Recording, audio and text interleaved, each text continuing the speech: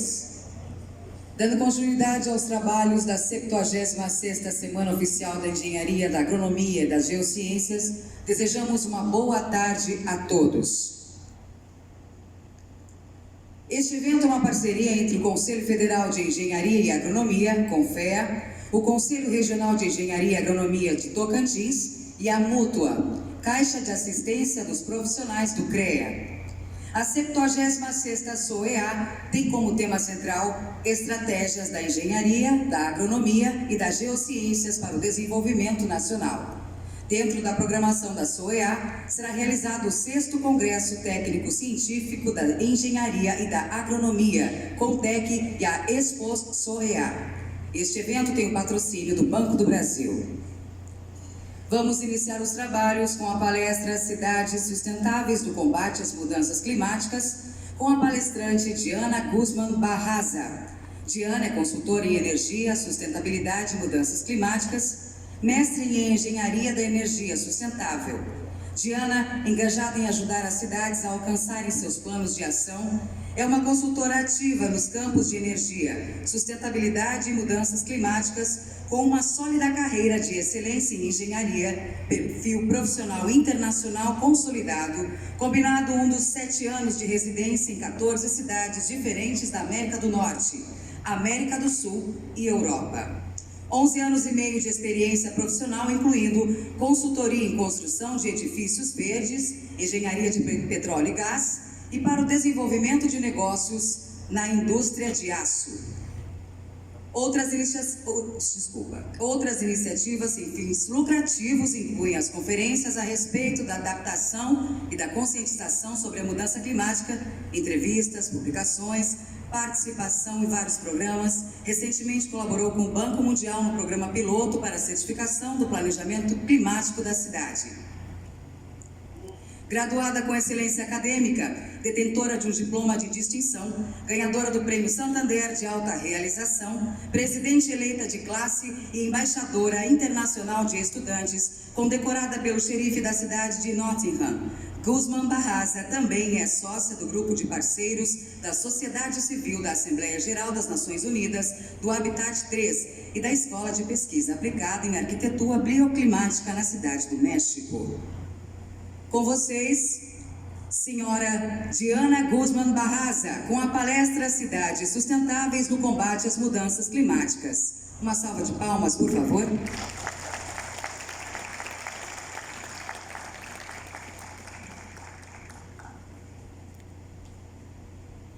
Gracias por la introducción y gracias a todo el mundo por estar aquí, sobre todo por su interés en este tema importante y en este momento para Brasil. Como decía la compañera, mi nombre es Diana Guzmán. Actualmente tengo roles importantes en temas de gases de efecto invernadero en las Naciones Unidas, representando a mi país y a otros países. Y hoy quisiera compartir con ustedes algunas de las cosas que he visto alrededor del mundo que funcionan y que pudieran funcionar aquí y que deberían ser replicadas en todas partes del mundo. Veamos. Bueno, ¿cuáles son las ciudades que se reconocen como sostenibles en el mundo? ¿Y por qué? Tenemos varias en la lista. Singapur es una de ellas, Reykjavik en Islandia por el uso de energías renovables, Copenhague, Londres, Tokio, Estocolmo, muchas otras. Pero más que enseñarles esas ciudades puntuales, yo lo que quiero en este momento es que veamos qué proyectos puntuales son los que hacen que esas ciudades tengan éxito. Dividí esta conferencia en 3 partes. Primero, en que entendamos a grandes rasgos el reto del cambio climático, de qué estamos hablando y por qué es importante. Segunda, cuáles son esas soluciones que hacen que las ciudades tengan éxito o mayor probabilidad de reducir su impacto. Y tercero, cómo podemos avanzar y cómo podemos acelerar el progreso. Comencemos con el cambio climático. la realidad climática. ¿Cuál es la realidad climática? Aquí puedo. Ah, perfecto. Bueno, pues este es nuestro bello planeta, del que llamamos casa, todos nosotros. Y estamos nada más, nada menos que protegidos por esta pequeñita capa de ozono, que nos protege sobre todas las inclemencias del espacio y sobre todas las cosas que podrían hacer inhabitable este planeta. Es muy frágil.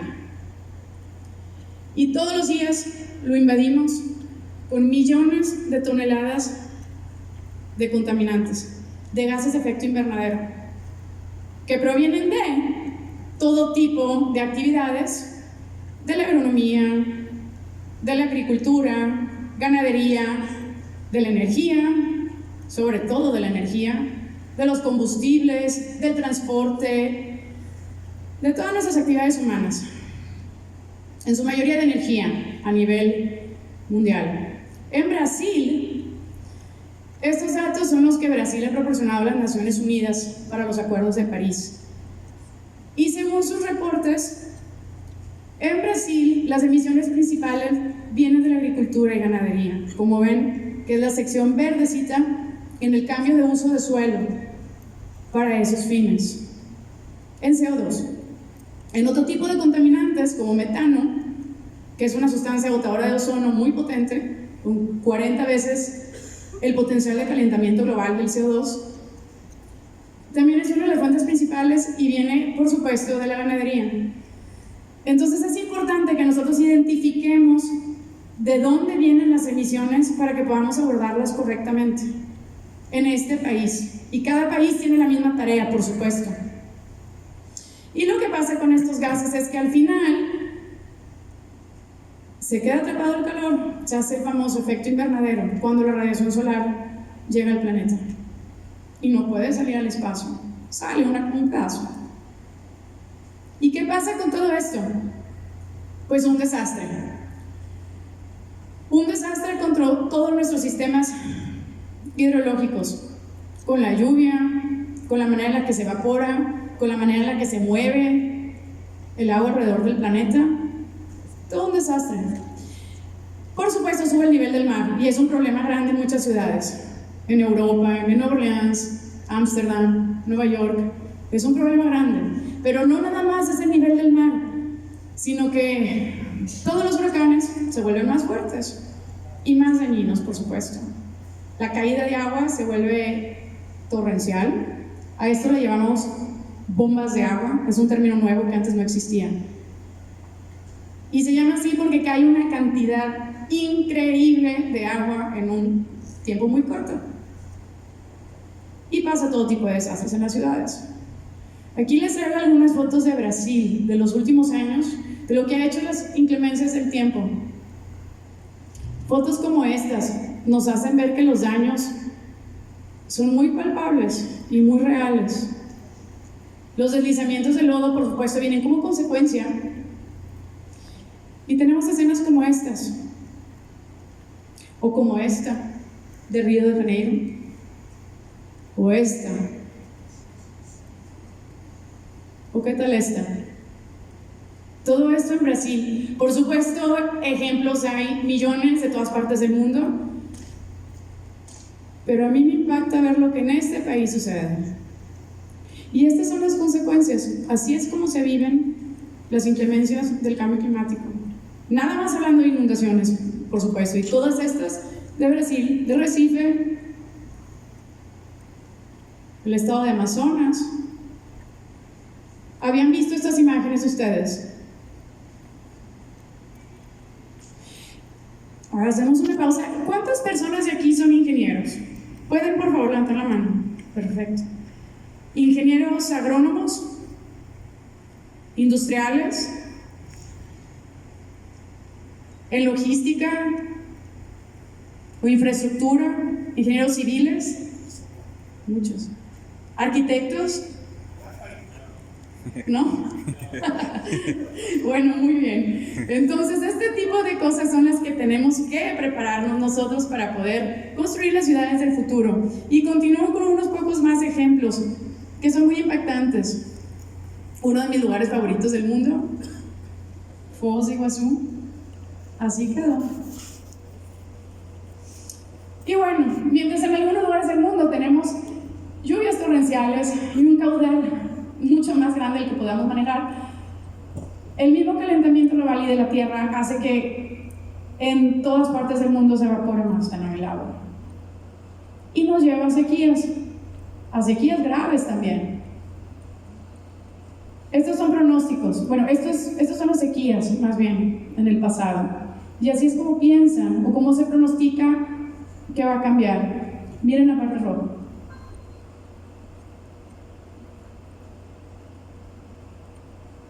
¿Qué pasaría si esto fuera verdad? ¿Qué pasaría si estuviéramos en ese nivel de sequía?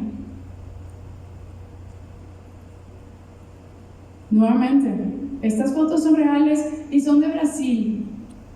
Esto es lo que ha sucedido en Brasil en cuestión de sequías. Miren la presa. Miren esto. ¿Habían visto estas imágenes? ¿Les causa impacto? Un poquillo. Seguro que sí. Bueno, pues yo les muestro. Entonces, nada más en Brasil se han perdido 4.3 billones por pérdidas de sequía. Una cantidad inmensa. Imagínense si se pudieran invertir esas cantidades para prevenir el cambio climático.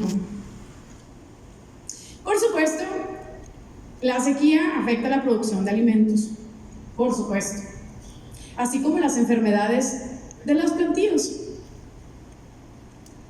Incluso hoy en día no sabemos hasta qué grado afecta el aumento de la temperatura y el aumento del dióxido de carbono en los alimentos, en la agricultura. ¿De qué afecta? Afecta. Y de que está registrado, está registrado. Pero ¿qué tanto? Eso es lo que estamos por saber. Por supuesto, también vienen las olas de calor. Los animales y los alimentos no son los únicos en sufrir. Esto es peligroso para la salud de los humanos, sobre todo para los chicos y para los más grandes, pero para todos en general.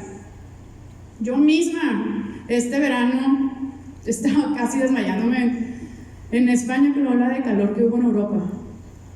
No solamente son los chicos y los grandes. Y aunado a las olas de calor, cuando todo se seca, es más susceptible al fuego. Y vaya que tenemos problemas de fuego. Y por todos lados. No crean que solamente es en Brasil, en África, en mi país, en el resto del mundo. No se habla mucho sobre esto, pero los incendios están pasando por todas partes del mundo. Y no nada más ponen en peligro a los ecosistemas, sino que proporcionan una bomba de gases de efecto invernadero que no estaban destinados a salir todavía, poniendo aún más problema en nuestro sistema global. La industria de la ganadería también tiene mucho que ver, porque necesitamos espacio para el ganado, ese espacio que antes ocupaban los bosques. También detrás de las razones del cambio climático, son muchas. En fin, tanta bomba de gas de efecto invernadero y tanta contaminación, la industria, la energía y las demás razones nos llevan a una pésima calidad de aire, por supuesto. Calidad de aire que está en nuestros pulmones, en la de sus hijos, en las de todos nosotros juntos. Y que es un tema grave. Y que se empiezan a ver ya más muertes registradas en los hospitales por enfermedades respiratorias y cardiovasculares. Y no se diga de las infecciones. El cambio climático también aumenta el riesgo de las infecciones. ¿Por qué? Porque alarga la vida de los mosquitos, de todos los animales que puedan transmitir, alarga el periodo de gestación, aumenta las latitudes en las que se desarrollan, se vuelve más peligroso, o sea, cada vez tenemos más peligros. Y esto significa que sin duda alguna nos acercamos cada vez más hacia un planeta que no es habitable o no será habitable. Sin agua, sin aire, sin comida, sin vegetación. No se puede sostener así. Y lo peor es que lo más grave lo sufren los más pobres, los que no tienen techo, los que no tienen cómo pagar el alza de precio en los alimentos, los que no tienen de dónde sacar agua, dónde vivir. La mayoría de nuestros pueblos, la gran parte de nuestros pueblos están muy vulnerables al cambio climático. Y es por eso que hoy en día estamos aquí hablando de esto, para ver cómo estas profesiones pueden ayudar a solucionar o a mitigar al menos el tema del cambio climático. Venga, pues hablemos de las soluciones, lo que están haciendo en otras partes del mundo. Energía renovable, por supuesto, es la primera y la más obvia. Si sabemos que la mayor parte de las emisiones viene del uso de la energía, o de la generación de energía más bien, pues lo más lógico es que abordemos esa causa primero. Y es lo que se está haciendo por todas partes del mundo, y Brasil es un ejemplo excelente de ello. Líderes de la región. Muchos tipos de energía, por supuesto, no me detengo mucho aquí, porque sé que lo saben. Y esta energía la podemos llevar a todos los niveles de la sociedad. Para todos. Este es un ejemplo de un proyecto en Nepal, en una aldea en medio de la jungla, en donde la gente no tenía electricidad. Y ahora la tienen. Y ahora los niños pueden estudiar en las noches. Y ahora las señoras pueden hacer actividades económicas en su casa que antes no podían.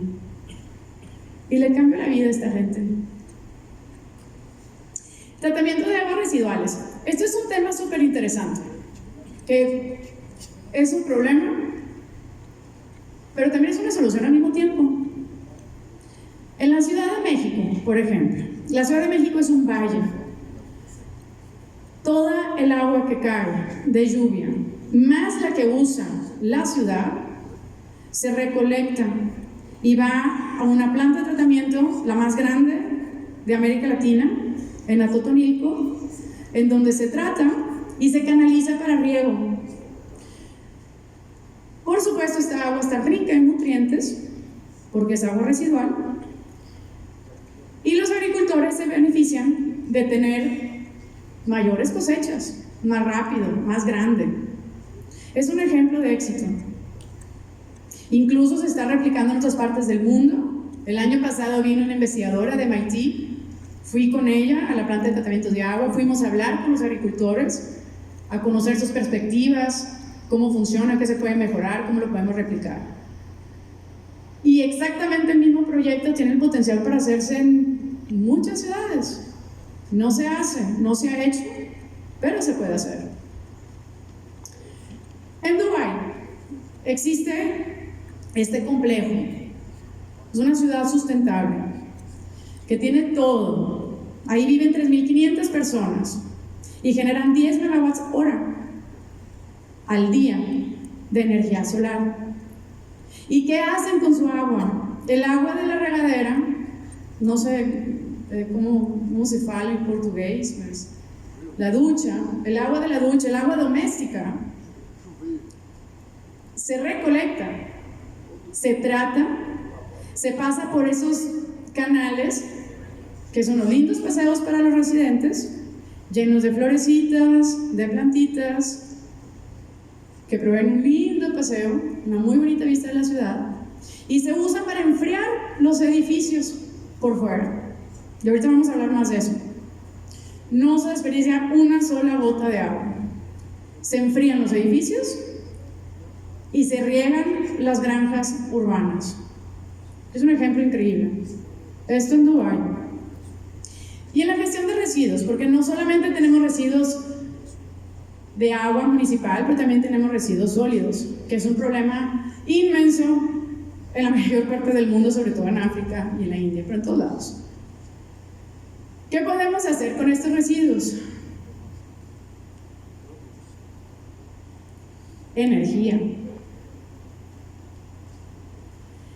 Waste to Energy. Este es un proyecto latente que debería ser implementado en todos lados. Es posible tomar la basura y generar energía, evitar montañas de plásticos en los basureros municipales.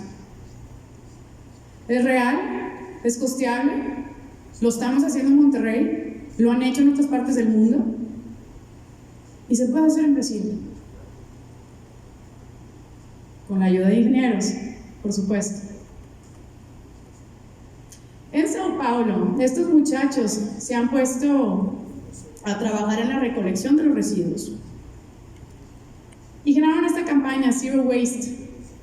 Entonces, ellos han implementado lugares de acopio en donde la gente misma lleva, separa y regresa con bonos que pueden cambiar en las tiendas por alimentos. Entonces la recolección de basura se vuelve un empleo informal, algo que se recompensa. Y estos jóvenes están detrás de este proyecto en Sao Paulo. Parte del Climate Reality Project, del que yo formo parte también, de la organización de Al Gore, en la que se forman líderes climáticos para que puedan replicar sus acciones alrededor del mundo. ¿Alguien había escuchado de este proyecto en Sao Paulo? Me alegro de haberlo introducido. Y este otro proyecto también es algo que se puede replicar, se puede y se debe replicar en todos lados. Los residuos en la construcción son muchos. Cada vez que se demuele un edificio, cada vez que tenemos una renovación, una remodelación, se desperdician todo tipo de materiales. Materiales que usaron agua y energía y recursos naturales para ser construidos o elaborados. Casa Rosenda es un proyecto en el que los propios estudiantes de mi universidad, del Tecnológico de Monterrey, los estudiantes de arquitectura, hicieron un diseño sustentable, por supuesto, para esta casa, usando materiales recuperados, 100% de materiales recuperados. Ni un solo material es nuevo. Las ventanas son las puertas de los refrigeradores de los centros comerciales, de los supermercados, puertas que iban a tirar, puertas que tienen gases en el centro, son muy eficientes como ventanas. Las maderas también eran desechos de la universidad. Las puertas viejas ahora están usadas. Las macetas ahora son columnas. Y lo mejor del caso es que esta casa se hizo para esta señora que se llama Rosenda, de ahí el nombre del proyecto, que no tenía casa. Entonces, esta señora llevaba más de 20 años trabajando en la universidad, limpiando los jardines, y vivía en la calle. Y ahora, gracias a partir de este esfuerzo de los alumnos, de los maestros, de la gente que con sus manos trabajó, hizo eso, de todos los vecinos que salieron a ayudar a pavimentar la calle para que puedan entrar las máquinas. Gracias a eso, ahora esta persona tiene una casa y esos materiales no se fueron a la basura. Y casas como estas podríamos construir cientos alrededor del mundo con los residuos de construcción. Encima ese día le dimos la noticia a la señora Rosenda que también íbamos a poner paneles solares en su casa, que nos dieron como donativos por otra compra, una empresa. Todos lloramos, por supuesto, fue un momento muy emotivo. Y pueden ver el clip completo en la página del Climate Reality Project del 2018. Un momento muy bonito. Aquí lo pueden ver, todo el proyecto. Bien, hablemos del medio construido. ¿Por qué es importante hablar del medio construido? ¿Qué porcentaje de la superficie de la tierra ocupan las ciudades? ¿Alguien tiene una idea? 20%. ¿Quién dice 20? ¿30? ¿10? ¿5 por allá? ¿3,5? Sí, más o menos, 2-3% de la superficie son ciudades, nada más. ¿Pero qué porcentaje de las emisiones? salen de las ciudades? ¿50? ¿Qué más? ¿60? ¿Qué dicen? ¿Qué porcentaje de emisiones del mundo?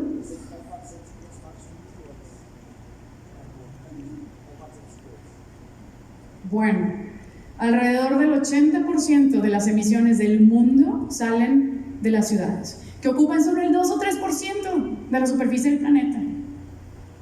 Y por eso es importante que volteemos a ver al medio construido. Ingenieros civiles, arquitectos, juntos, no separados, debemos de ver estos proyectos.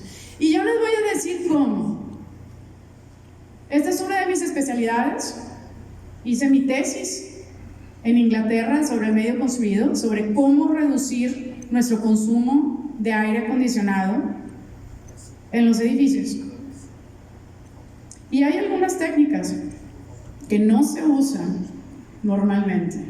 El mundo está envuelto en LEED, pero LEED no es lo único. Por supuesto, podemos integrar paneles solares a las edificaciones, pero la integración de paneles solares no va a ser suficiente. Arriba, abajo, donde quiera los puedes poner. Pero no es suficiente si no consideramos el uso y las condiciones en las que se encuentra el edificio, así como las propiedades de los materiales. Entonces tenemos que usar la ciencia para poder diseñar. No nada más seguir reglamentos del LEED. No nada más. Es más bien al revés, es primero hacer la ciencia, sacar nuestras conclusiones y luego hacer el diseño. Este es el primer Net Zero Energy Building de América Latina. Se está construyendo en mi ciudad, en Monterrey, a partir de mi consultoría de representación. No hay manera que se pueda alcanzar Net Zero. A ver, primero, ¿están familiarizados con el término Net Zero Energy Building? ¿Alguien puede levantar la mano si sí? Bueno, para los que no, significa para un edificio, para que un edificio sea Net Zero Energy, tiene que generar el 100% de la energía que consuma ahí mismo en sitio, el 100%. Y por supuesto, entre menos consumas, pues menos tienes que generar. Y ahí es donde está nuestra atención. ¿Cómo hacemos para consumir menos? ¿Qué les digo? Para países como los nuestros, a diferencia de Europa y Estados Unidos, que tienen un enfoque diferente, para nosotros es más importante ver la sección del año en la que se requiere aire acondicionado, climatización, frío. Y para ello, lo más importante es que conozcamos nuestras ganancias de calor. ¿Ganancias de calor? Sí. Lo que entra de afuera hacia adentro a través de los materiales. Esa es la clave para poder hacer un edificio de bajo consumo. Les muestro. Este es un proyecto real de una consultoría que hice en Monterrey, un proyecto que se llama Arboleda, con 17 edificios nuevos, más de 500,000 metros cuadrados de construcción, 15 hectáreas, parques públicos, plazas comerciales, edificios de oficinas, etc. Es posible, cuando tienes un edificio como tal, es posible analizar las ganancias de calor por piso, por orientación, incluso por departamento, porque el costo de operación no va a ser el mismo en todos lados del edificio. Y por lo tanto, los métodos de construcción tampoco deben de ser los mismos, porque las necesidades son distintas. En esta gráfica, por ejemplo, no es muy importante ver los valores en sí. Lo que les quiero enseñar es la diferencia que existe entre un piso y otro, entre el primero, segundo, tercero, cuarto, quinto, último piso. Miren la diferencia de ganancias térmicas. Entre mayor sea la ganancia térmica, mayor el requerimiento de aire acondicionado, el cooling load que decimos en inglés, y mayor el costo de operación, por supuesto. Esta es la comparación por piso. Y pues no es sorprendente que entonces la comparación de requerimientos de aire acondicionado, de las toneladas de equipo y el costo del equipo sea también distinto. Por supuesto, el último piso siempre va a ser el peor, el más caliente, porque es el que recibe el sol del techo. Y ahí es donde se pone más difícil. Entonces, si nosotros analizamos los 12 meses de todos estos comportamientos, sabemos cómo va a ser el comportamiento térmico. Y lo que podemos hacer es analizar primero la trayectoria solar alrededor del predio para poder orientar correctamente y decidir el tipo de material para cada orientación. Y este es un proceso iterativo, de esta manera. Entonces uno puede empezar a combinar los tipos de iluminación con los tipos de bloques, con los tipos de vidrios reflectivos o no reflectivos, o vidrios dobles, o vidrios sencillos, etc. Entonces es un proceso iterativo en el que armamos diferentes escenarios, tantos como puedan tener la capacidad de hacer, que este es un trabajo de análisis, de ingeniería, de iteración, y entonces empezamos a comparar. Tenemos nuestros distintos escenarios y empezamos a hacer todo el análisis, y de esta manera se puede comparar bajo esos escenarios cuál es el costo inicial para el proyecto. La sorpresa es que no siempre sale lo más eficiente, no siempre lo más caro. Este es el costo inicial, incluyendo los aires acondicionados, porque entre más tonelaje necesites, pues por supuesto va a ser mayor el costo inicial del aire acondicionado. Pero ¿qué tal los ahorros en energía? Y nuevamente aquí lo importante no es tanto el valor, sino que vean cómo fluctúa según las variaciones de escenarios y el valor presente neto. Entonces, cuando uno piensa a largo plazo en un edificio, estas decisiones se vuelven vitales. ¿Qué es lo que normalmente no se hace? Si son edificios para gobierno, por ejemplo, ocupados por gobierno, lo mejor es ver a largo plazo y ver que el costo de operación y que el consumo de energía sea el menor. Y estas estrategias se pagan muy fácil. Es una edificación individual, pero también como conjunto podemos tomar medidas. District Cooling and Heating, decimos en inglés, que es enfriamiento o calefacción municipal. Entonces se hace una planta grande y eficiente para un conjunto de edificios. Esta foto es la unidad que tienen en Stanford, en la Universidad de Stanford en California, que todos los detalles están en internet y pueden verlos si les interesa ver cómo hicieron, y es algo que debemos replicar también. Es la manera en la que podemos ser más eficientes con el uso de energía, además de lo que ya les acabo de decir, de reducir el consumo por edificio de manera inteligente, analizada. Eso sí, ojo con los rayos mortales o los rayos de la muerte. Se oye de miedo. ¿Alguien ha escuchado los rayos Death Ray? ¿Alguna manita por ahí que haya escuchado esto? Bueno, pues a raíz de estas estrategias de querer ahorrar el consumo energético de los edificios, empezaron a salir pues todos los materiales reflectivos, que lo que hacen es no dejar que penetre el sol y ganancias térmicas, sino reflejar al exterior. Pero con esta estrategia también vinieron problemas nuevos, problemas que no se conocían antes, porque no se hacía esta estrategia. Y uno de esos problemas se llama el famoso Death Ray, que lo que hace es, por la forma de la superficie cóncava, se concentran los rayos solares en un solo punto, elevándose la temperatura y volviéndose muy peligroso. Y ejemplos como estos tenemos varios alrededor del mundo.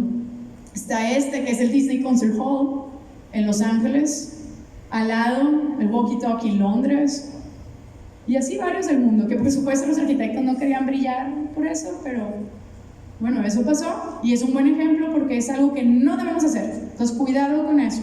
Y frecuentemente me topo esto en los proyectos, incluyendo reflejando el sol hacia el área de juego de los niños. Imagínense. Bueno, pues esos son los rayos de la muerte que hay que evitar. Otra cosa que nos corresponde a los ingenieros aportar a los proyectos es la dinámica de fluidos, el estudio de dinámica de fluidos, cómo se comporta el viento. En la planeación urbana, los arquitectos normalmente no contemplan ese tipo de cosas, pero nosotros ingenieros sí podemos hacer eso. Nosotros podemos estudiar la velocidad, la dirección, el comportamiento general del viento alrededor de una ciudad. Por ejemplo, no nada más para aumentar la ventilación natural o para optimizar la ventilación natural, sino también para la prevención de desastres. Esta imagen también es un screenshot de un proyecto real de un hospital en Monterrey, el Hospital San José, que cuenta con varios edificios. Al remodelar, hicimos este estudio, porque de esta manera, si hay un huracán o vientos fuertes, y si va a salir volando una silla, sabemos exactamente por dónde va a volar, qué trayectoria va a tomar, por dónde están los vientos fuertes, por dónde se hacen los remolinos y por dónde no poner superficies acristaladas. Además de optimizar la ventilación, que en el caso del hospital no hay ventilación natural, todo es climatizado, pero en las casas sí. Y este tipo de medidas sigo hoy día sin verlas en los proyectos. Y se los paso a ustedes para que lo impulsen, porque tanto nos ayudan a ahorrar energía con ventilación natural en ciertas temporadas del año y en ciertos lugares, como para prevenir desastres, algo muy importante, y salvar vidas. Imagínate, si nosotros supiéramos, oye, no, no te pones ahí porque por ahí va a pasar esto. Bueno, pero si la gente no lo sabe.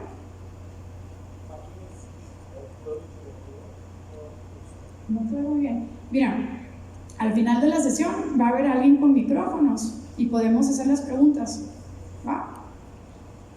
No te oigo, disculpe. Bueno, mira, vamos a continuar. Entonces, esto es dinámica de fluidos, algo para que los ingenieros aportemos a los proyectos urbanos. Y en movilidad, ¿qué pasa con la movilidad? Es esencial para todas las ciudades. Las ciudades más avanzadas están apostando para sistemas de movilidad de bajas emisiones, más vías públicas, más transporte público, más bicicletas, más carriles para bicicletas, más transporte compartido, motocicletas, scooters, bicicletas, tranvías. Varias ciudades, varias metrópolis ya empiezan a tener esto y vaya que han dado resultado. Curitiba también tiene ese ejemplar, destacado en el mundo por su sistema de transporte. Y otras ciudades de Brasil también. Sao Paulo, por ejemplo, una excelente red. Pero no en todas las ciudades tenemos este tipo de cuestiones. Por otro lado, los combustibles. Otra área que le corresponde a la ingeniería. ¿Cómo hacemos para tener combustibles más limpios? Una cosa es reducir nuestro uso de combustibles o nuestro uso de nuestros trayectos, con otro tipo de transporte, con transporte público, etc. Pero ¿cómo hacemos que ese mismo trayecto contamine menos? Tenemos que seguir trabajando en ese tema. Combustibles limpios, más limpios, menos azufre, otro tipo de combustibles, biocombustibles, por ejemplo, como algo que se puede hacer aquí en Brasil, que se hace. Lo cual hay que balancear también con la habilidad de alimentos, por supuesto. Pero sin duda es uno de los retos más grandes que tenemos como humanidad. porque son una fuente de emisiones bastante alta. Y no es una realidad para todos los países cambiar a vehículos eléctricos. Si bien cada vez son más accesibles, en América Latina la gran mayoría de las personas todavía no puede tener acceso a esto. Así que optemos por otras cosas intermedias, por de pronto. Y por supuesto, la conservación de áreas verdes. Yo les tengo aquí otra idea, algo que está funcionando en el mundo, en los mercados de carbono. Es posible proteger las áreas verdes con un compromiso de largo plazo y recibir créditos, offsets, se llaman en inglés, al respecto. Offsets que se venden en los mercados de carbono, voluntarios, en California, en Quebec, en Europa, en Japón. ¿Alguien había escuchado esto? Pero son soluciones que no están en la mente todavía de todos, pero son otra manera de generar ingresos a partir de la conservación de bosques. No es la única opción, o destruir o no hacer nada. Está esta opción también en los mercados de carbono. El Climate Action Reserve, por ejemplo, en California desarrolla protocolos que se aceptan internacionalmente para este tipo de actividades. En este momento estoy yo, junto con el Climate Action Reserve, desarrollando el protocolo de México para la destrucción de sustancias agotadoras de ozono. Otro tipo de proyecto, que hay varios elegibles. Pero les menciono esto con los bosques, porque es una alternativa viable, atractiva, de generación de ingresos a partir de la conservación de los bosques. Y de esta manera podemos disfrutar de nuestras áreas verdes por muchas más generaciones. Y no nada más disfrutar, sino prosperar como humanidad con la conservación de especies, de áreas naturales, de opciones para actividades al aire libre, familiares, que eviten la violencia o desarrollo de otro tipo de actividades peores. Y por supuesto la conservación de especies, que en este país se tiene un gran honor de ser los cuidadores de la biodiversidad más divina del planeta. Y están estas opciones para conservar.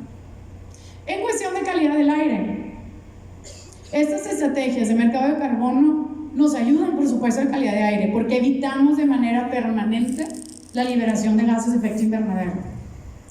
En mi ciudad, Monterrey, este problema de la calidad de aire se ha vuelto grave. Antes pues, no existía, y ahora lo está, y ahora está figurando en los mapas de la NASA entre los puntos más contaminados de PM2.5. Ya no es seguro practicar deportes al aire libre, y hacia allá van muchas ciudades. Ahí al fondo está el Cerro de la Silla, que mi ciudad se llama Monterrey, ciudad de las montañas, pero no se ve. Sí podemos hacer algo al respecto, y hay herramientas.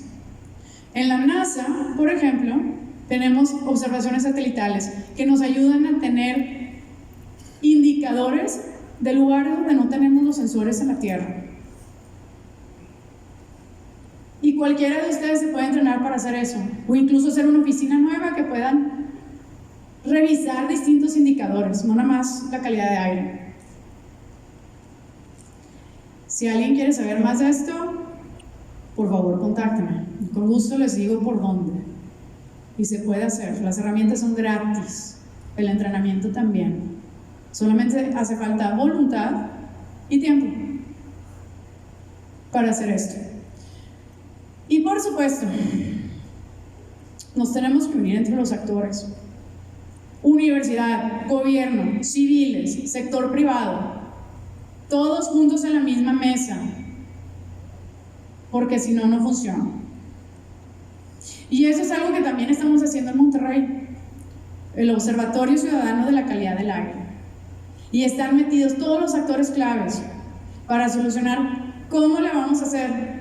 O nos vamos todos de la ciudad, nos morimos todos ahogados, o lo resolvemos y buscamos combustibles más limpios, y buscamos medidas de transporte, y buscamos áreas verdes, y buscamos un montón de cosas, pero requiere de coordinación de las partes.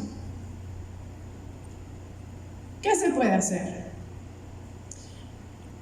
La NASA tiene un equipo que da indicadores, se llama TIGER, de gran resolución. O sea, es posible medir la calidad del aire a partir de observaciones satelitales a nivel colonia. Y esto es un proyecto que cada vez más ciudades estarán adoptando. Es nuevo. El primero salió el año pasado, la primera ciudad. Y ha habido más demanda. Y de esta manera se puede saber dónde son lugares más seguros que otros. Cuándo salir, cuándo no.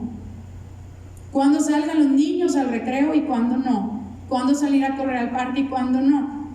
Cuándo llamar una contingencia por parte del gobierno a detener actividades industriales. Para el beneficio de todos. Las granjas urbanas. Esta es otra cosa que las ciudades sustentables de alrededor del mundo están haciendo.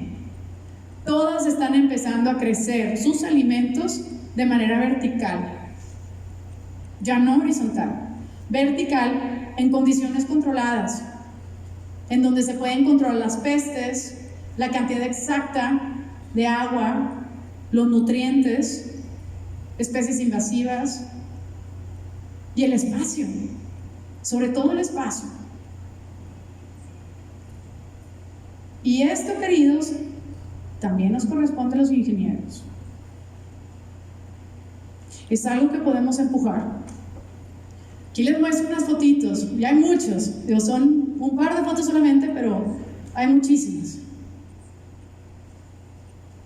Y la educación. Si no metemos estas ideas en las universidades, los principios de sostenibilidad, desde los colegios, a las crianzas, desde chiquitos, a los futuros profesionistas, no se puede sin la educación. Es elemental que todo esto forme parte de la agenda curricular de las universidades, de las campañas, que se puedan entrenar todas estas personas en estas nuevas profesiones. No hay suficientes profesionistas para llevar a cabo estas tareas. Entonces, tenemos que replicarnos, multiplicarnos. Y en fin, el progreso. En las Naciones Unidas se mide el progreso de los países a través de los compromisos voluntarios que cada país hace. Y todos entregan sus inventarios de emisiones, se hacen sus compromisos y se va midiendo el progreso. Este es el último reporte de Brasil. Y del lado izquierdo, la última cumbre de los Acuerdos de París, que fue en Katowice, en Polonia, a donde fui como delegada de México, y el anterior como delegada de Tayikistán, y en donde se ponen de acuerdo las partes. Pero créanme que no es una tarea fácil. Pero de esta manera se mide el reporte, se mide el progreso. Y hay algunas ciudades muy avanzadas en estos temas que quizá debamos ver como aspiración o inspiración. Esta, por ejemplo, es el sector urbano del que les platiqué en Dubái. Tienen todo para subsistir: granjas, agua potable, agua tratada de rosada, energía solar, orientaciones óptimas para los edificios, análisis de calor, todo. No hay tráfico, movilización sustentable. Es increíble. Y no es la única.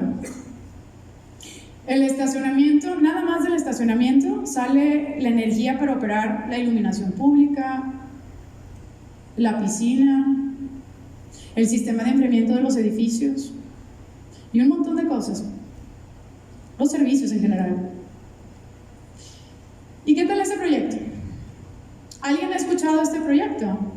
NEOM se llama, en Arabia Saudita. Pues esta es una zona económica nueva. Es como si fuera un país nuevo.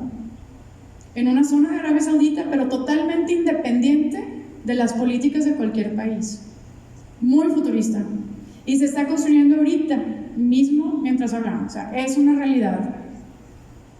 500 billones de dólares para esta ciudad nueva. Muy futurista. Y muy real. Con todas las estrategias que les acabo de decir. Con empresas nuevas, corporativos, empleos nuevos. Por supuesto tardará años, pero está en pie ahorita.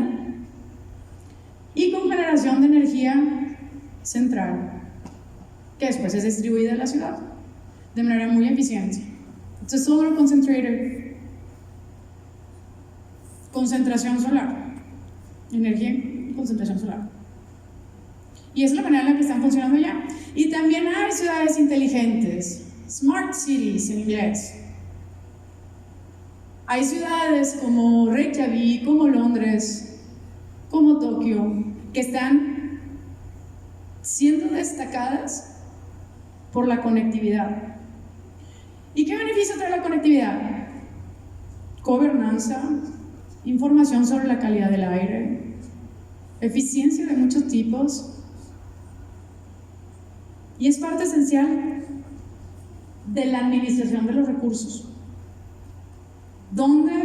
¿Cuándo? ¿Por qué? Este tipo de preguntas las solucionan con medidores de todo tipo. En Medina, también en Arabia Saudita, con medidores han aumentado la gobernanza sobre el tráfico, sobre cuándo es seguro o no para los peregrinadores que vayan a visitar. Y ese tipo de proyectos se están replicando alrededor del mundo.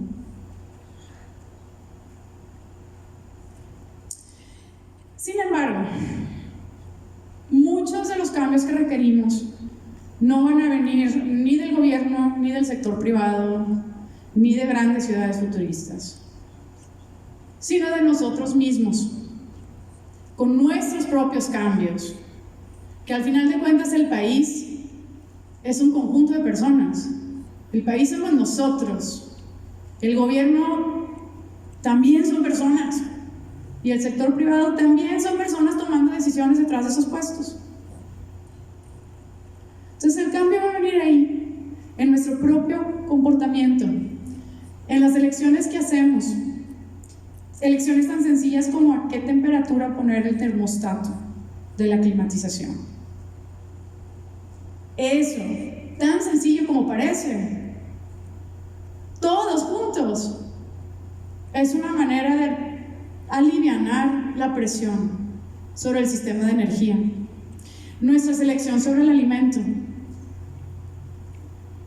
Entre más carne consumamos, más contribuimos al problema de la deforestación, de la escasez del agua y de la contaminación. Y recordemos la gráfica que les enseñé al principio. La ganadería es la responsable principalmente de las emisiones de metano de Brasil y del mundo, ¿verdad? En el mundo completo se come carne por todos lados. Pero si tan solo cada uno de nosotros decidiera comer con menos frecuencia, tal vez no eliminar, pero con menos frecuencia, esa es una manera de ayudar. Y grande, mucho más grande de lo que piensan. Imagínense todos juntos. ¿Qué pasa si todos hacen ese tipo de decisiones? Nuestro planeta sin duda no se va a acabar. El planeta tiene futuro, siempre lo ha tenido, lo va a tener. Lo que está incierto es el futuro de nosotros sobre este planeta. Eso es lo que está incierto. Y es lo que está en nuestras manos decidir cómo vamos a vivir. de nadie más. Y cuando se dice gobierno, el gobierno son personas. Cuando se dice sector privado, el sector privado también son personas. Personas capaces de tomar ciertas decisiones para direccionar sus empresas, sus organizaciones. Entonces yo quisiera preguntarles ahorita, ¿cómo es que ustedes se imaginan nuestro futuro? ¿Y cómo es que ustedes pueden tomar decisiones hoy que impacten mañana? ¿Qué pasaría? ¿Qué pasará cuando partes del mundo no sean habitables? ¿A dónde se va a ir toda esa gente? ¿Se han puesto a pensar eso? Si ahorita tenemos problemas de migración de Centroamérica hacia el norte, de África, del Medio Oriente hacia Europa, si tenemos esos tipos de problemas ahora, ¿qué va a pasar con toda esa gente que vive donde ahorita ya no se va a poder vivir después? ¿Qué tipo de problemas va a traer? Entonces, quiero hacer un pequeño ejercicio aquí con ustedes. Vou tentar falar um pouquinho de portunhol. Todo mundo pode me ver corretamente? Sim, bom. Voy a falar. Se pueden poner de pie, todo el mundo, por favor. Pónganse de pie para despertar un poco. Fica de pie, fica de pie. Ven. Ahí para despertar un poquinho. Voy a hacer. Vamos a fazer. Eu vou falar 1, 2, 3. E quando eu falo go, todo mundo bate palma ao mesmo tempo. Um só som, muito forte. Tá bom? Tá. Vamos começar. Todo mundo com as manos. 1, 2, 3. Go. O que aconteceu? O que aconteceu com ele? Outra vez, vamos tentar. Outra vez. Vou falar 1, 2, 3. 1, 2, 3. Go! Isso. Obrigada. Você pode se sentar. O que aconteceu? O que você acha? ¿Qué pasó? ¿Alguien me puede decir qué pasa? Lo que yo pienso que pasa es que las personas alrededor de nosotros nos están viendo todo el tiempo. Y si uno aplaude, los demás también. O hay veces que aunque las instrucciones sean claras, cada quien interpreta como sea. O no es fácil coordinar a todo el mundo, a todos los ingenieros, y a los arquitectos, y al gobierno, y al sector privado. No es fácil. ¿O qué piensan ustedes? ¿Alguien quiere compartir alguna conclusión de este ejercicio?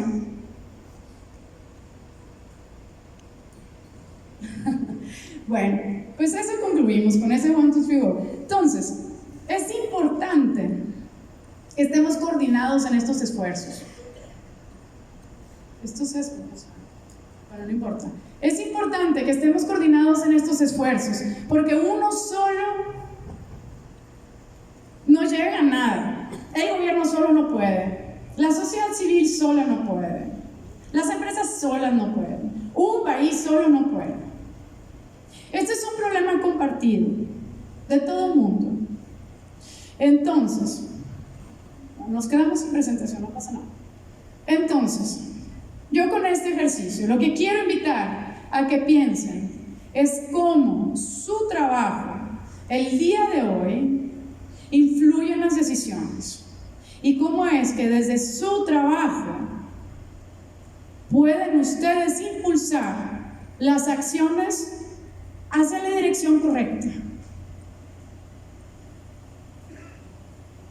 Somos la primera generación en poder terminar la pobreza, pero la última generación en poder hacer algo al respecto sobre el cambio climático.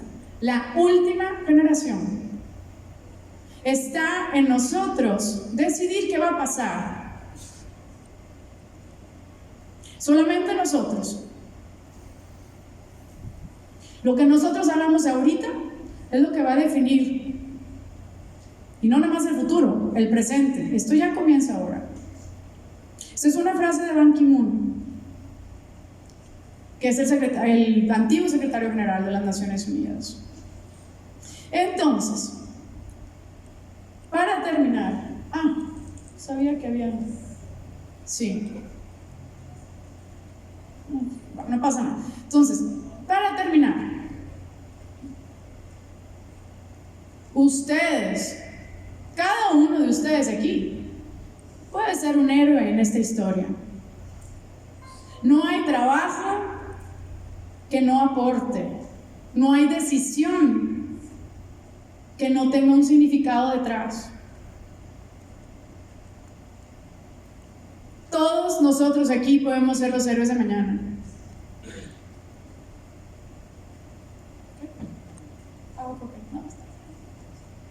Bueno, entonces, para terminar, yo quiero pedirles,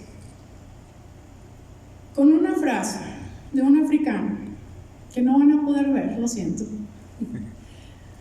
que empecemos por este camino de la sostenibilidad. Que empecemos desde donde estamos en este momento. No hace falta ir a estudiar una maestría para primero actuar sobre el cambio climático. No hace falta ser presidente, no hace falta nada de eso. Lo único que falta es voluntad. Y que nosotros, ingenieros aquí reunidos, apliquemos los principios necesarios para sacar adelante y convertir nuestras propias ciudades sostenibles. Nadie más lo va a hacer por nosotros. Nadie más. Y esta es la frase de esta poeta, que me gusta, porque dice: empieza ahora. Empieza donde estás, en este momento, con el trabajo que tienes, en el asiento que te estás ocupando en este momento.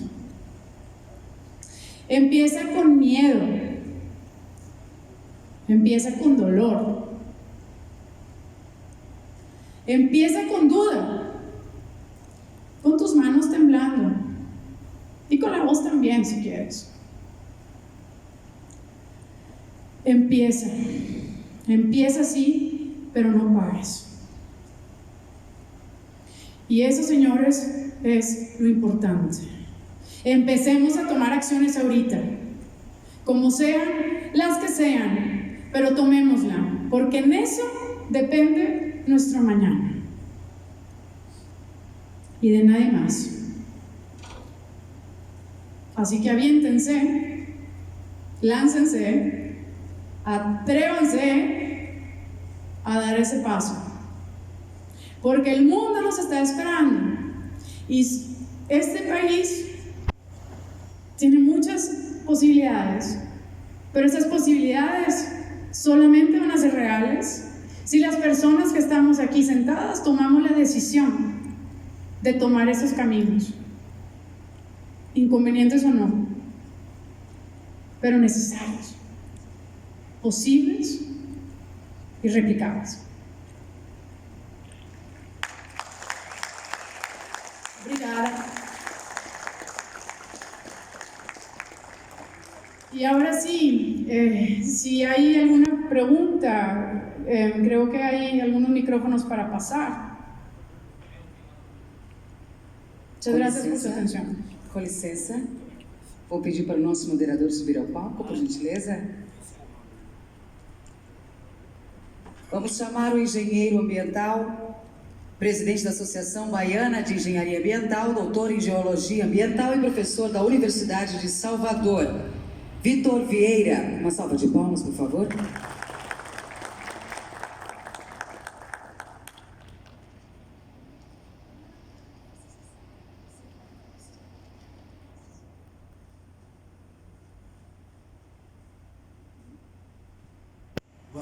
Boa tarde a todos.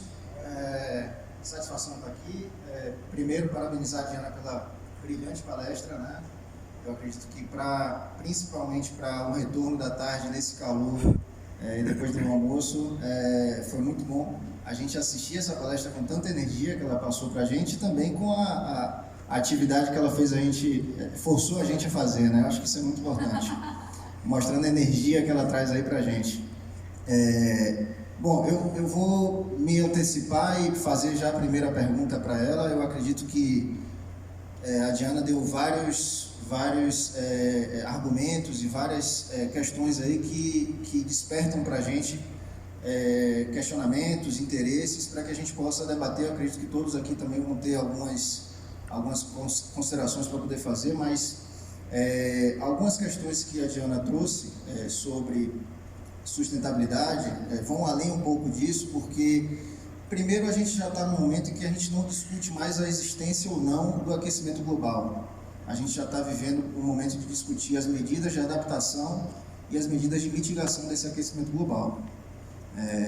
Em que pese a gente ainda tenha governantes ou pseudocientistas que neguem a questão do aquecimento global, a gente, na verdade, já vive hoje os eventos que são consequências desse aquecimento global. Então, quando a gente vê medidas de resiliência, principalmente voltadas para as cidades, né? Cidades inteligentes envolvem não só a tecnologia em si, como a gente está muito acostumado, a gente na engenharia está muito acostumado a vivenciar isso, ela também envolve a questão da eficiência energética, ela envolve também a questão das energias renováveis, ou seja, não só na geração, mas trazendo tecnologias para a gente pensar em como a gente vai trazer medidas de mitigação e de adaptação para as cidades, para todos esses eventos que a gente está cada vez mais vendo acontecer. E aí eu vejo que, tá a minha pergunta, como que você está vendo esse movimento sobre estratégias de resiliência para as grandes cidades ou pequenas cidades ao redor do mundo, mas trazendo para a nossa realidade, o que você tem visto aqui no Brasil de ações voltadas para resiliência nas cidades? Aqui você trouxe alguns exemplos de algumas iniciativas que fazem parte de um conjunto de ações para a resiliência, como a questão do resíduo zero, a questão da geração renovável, mas de uma maneira geral, existem cidades brasileiras se preparando com estratégias para a resiliência, pensando nessa questão da sustentabilidade e também nessa adaptação das mudanças climáticas? Espero haber entendido. Espero. En Brasil a nivel internacional hay varias redes de ciudades sostenibles. En especial hay una que se llama C40 y hay otra que se llama ICLEI, que es Gobiernos para la Sostenibilidad, está en inglés. Y la de C40 en realidad ahorita son como más de 100. En esta red pertenecen algunas ciudades de Brasil y han sido merecedoras de premios. En el 2016, en el 2016 me parece que fue Belo Horizonte que ganó un premio por justo agricultura urbana, porque de esa manera se reducen las emisiones asociadas a la logística y a los desperdicios. Pero la tristeza de los alimentos es que no nada más están las emisiones asociadas con la deforestación, con la logística, con todo lo que significa eso, sino que además se desperdicia mucha comida. Y el tener las granjas urbanas en las casas aparentemente ha reducido mucho el desperdicio. Y el CO2 que tiene que ver con la logística. Eso en Belo Horizonte. Curitiba también ha recibido premios. Y sí, o sea, hay cuestiones que han brillado de Brasil hacia el mundo, sin duda. Sim. Muito obrigado. Eu vou abrir agora para perguntas. Tem uma pessoa aqui na frente para fazer uma pergunta e o microfone está chegando para você. Eu vou pedir que todo mundo que fosse perguntar faça uma breve apresentação, apenas com o nome, qual é a formação. A gente está aqui num fórum de diversos engenheiros, diversos profissionais, né? Não só engenheiros, mas também com outras categorias. Mas fale sua profissão, seu nome completo e faça a sua pergunta. Certo. Primeiramente, parabéns pela apresentação, foi muito boa. Me chamo Itamar, sou engenheiro ambiental, atuo no Distrito Federal, em Brasília, né? E sou mestre em planejamento urbano. Então, essa questão urbana é uma coisa que eu sempre estudo bastante, enfim. Aí eu queria saber de você o seguinte: nós sabemos hoje que a relação do ser humano com o ambiente urbano ela está totalmente desregulada, né? Se nossas cidades, vamos dizer assim, estão muito maltratadas, mal cuidadas. E aí eu queria saber de você, para uma mudança realmente de comportamento, se ela tem que partir de políticas públicas, no caso do governo, ou se por ação das próprias pessoas, de acordo com a sua experiência, para mudar essa relação do ser humano com o meio ambiente urbano, na sua opinião? Son ambas cosas. La política pública, sin duda, se requiere, se necesita, pero también sucede que existen políticas públicas y que se anuncian en los acuerdos internacionales, pero que en el interior de los países no se tiene la capacidad de regularlas. Eso pasa también. Entonces, si bien son necesarias, no solamente con las políticas públicas se puede avanzar. Por eso es que insisto en la voluntad de las personas, porque las personas pueden tomar opciones o ciertas acciones no porque el gobierno te obligue, sino porque uno mismo quiere hacer ciertas medidas. En el caso de regeneración, por ejemplo, existen ejemplos de ciudades que Medellín, por ejemplo, o Bilbao en España, que han logrado regenerar completamente los espacios que estaban hechos un basurero y que gracias a la inversión pública y privada y el interés de los propios ciudadanos, que es Public-Private People Partnership, se logró transformar esas áreas. Pero son iniciativas que se hicieron en conjunto. Si solamente el gobierno dice, prohibido, ¿y quién va a enforzar esa ley? También hay recursos que no fuerzan. Por eso es que yo insisto en comunicar la urgencia en todos los niveles de la sociedad, porque es la mano que tira la basura en la calle la que puede hacer la diferencia. Y esas personas no son personas malas, son personas que no están informadas o que no logran ver la dimensión de esas acciones. Pero porque no lo saben, no porque sean malas y porque quieren acabar con el mundo. Y por eso es que estos encuentros son importantes en todos los niveles de sociedad. Porque si no nos subimos todos juntos al barco, todos nos hundimos, políticas públicas o no, en mi opinión. Bom, obrigado pela pergunta, Itamar. Só acrescentando, acho que Diana já explicou, eu acho que existe sim, o governo tem um papel, a política pública tem um papel de ser indutor de comportamento e indutor de sustentabilidade. Mas o engajamento cidadão, a responsabilidade compartilhada através do engajamento cidadão é o ponto-chave.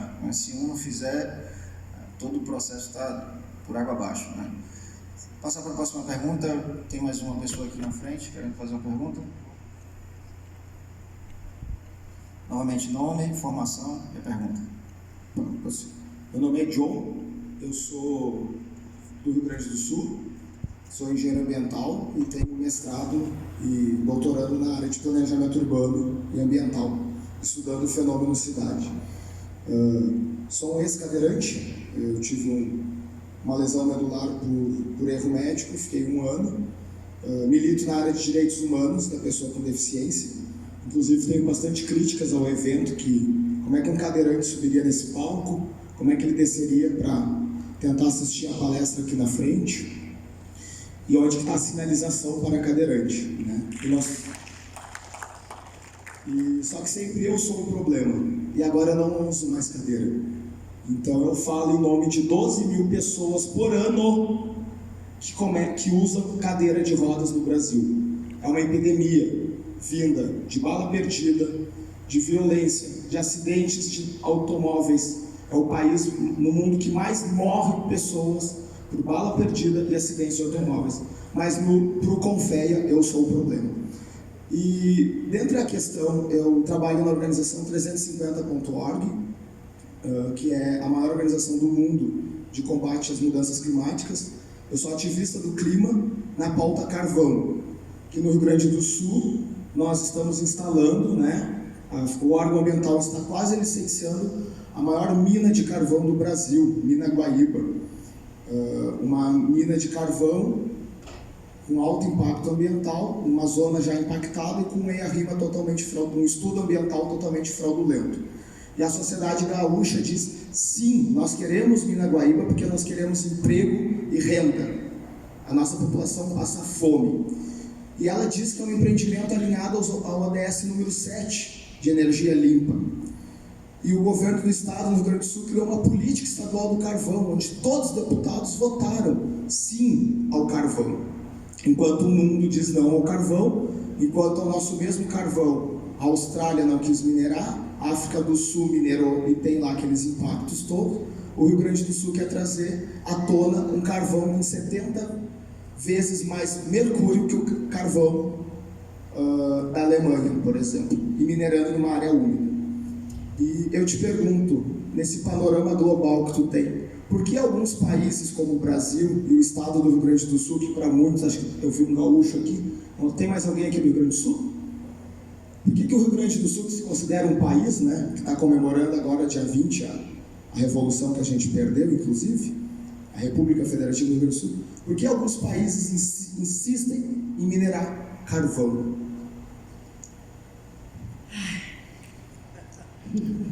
En México pasa lo mismo, seguramente lo saben, ¿verdad?